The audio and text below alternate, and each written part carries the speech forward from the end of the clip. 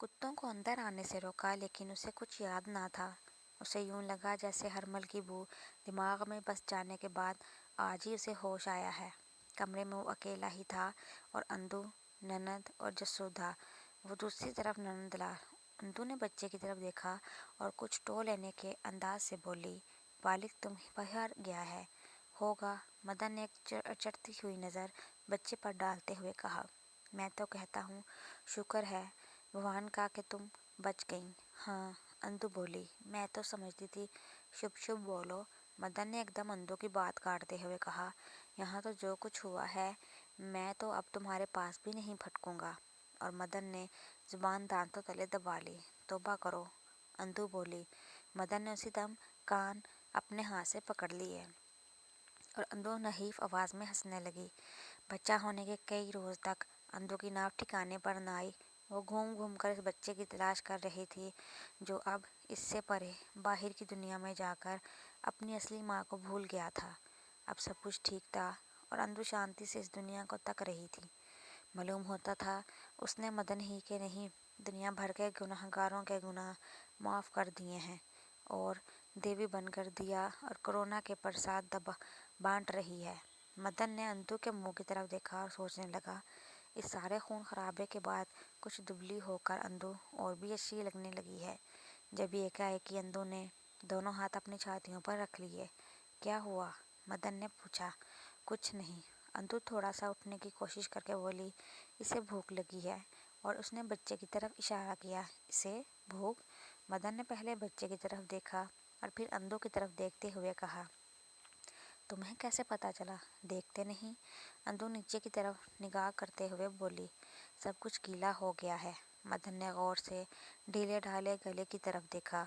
झरझर दूध बह रहा था और एक खास किस्म की बू आ रही थी। फिर अंदू ने बच्चे की तरफ हाथ बढ़ाते हुए कहा, इसे मुझे दे दो। मदन ने हाथ पिंगोड़ी की तरफ बढ़ाया और इसी दम खींच लिया। फिर कुछ हिम्मत से काम लेते हुए उसने बच्चे को यूं उठाया जैसे वो कोई मरा हुआ चूहा है। आखिर उसने बच्चे को अंधू की गोद में दे दिया।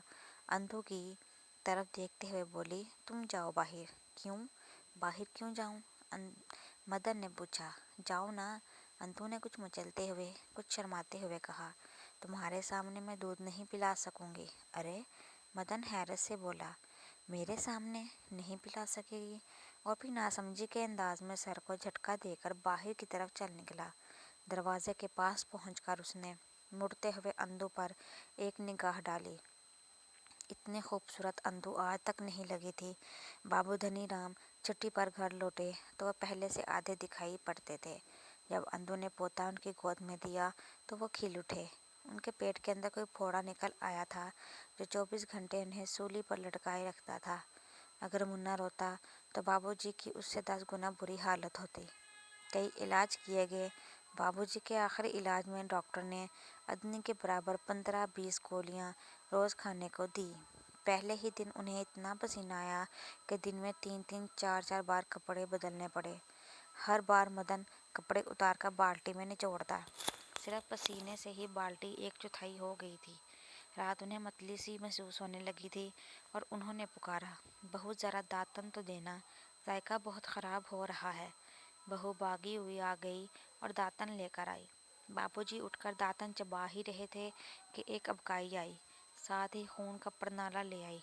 बेटे ने वापस सरहाने की तरफ लुटाया तो उनकी पुतलियां फिर चुकी थीं और कोई ही दम में वो आसमान पर ऊपर के गुलजार में पहुंच चुके थे जहां उन्होंने अपना फूल पहुंचा लिया था। मुन्ने को पैदा हुए कल 20-25 रोज हुए थे। अंधू ने मुंह नोचकर सर और छाती पीट पीट कर खुद को नीला कर लिया। मदन के सामने वही मंजर था जो उसने तसव्वुर में अपने मरने पर देखा था। फर्क सिर्फ इतना था कि अंधू ने चूड़ियाँ तोड़ने की बजाय उतार कर रख दी थी। सर पर आँख नहीं डाली थी, लेकिन ज़मीन पर से मिट्टी लग जाने और बालों के बिखर जाने से चेहरा भयानक हो गया था।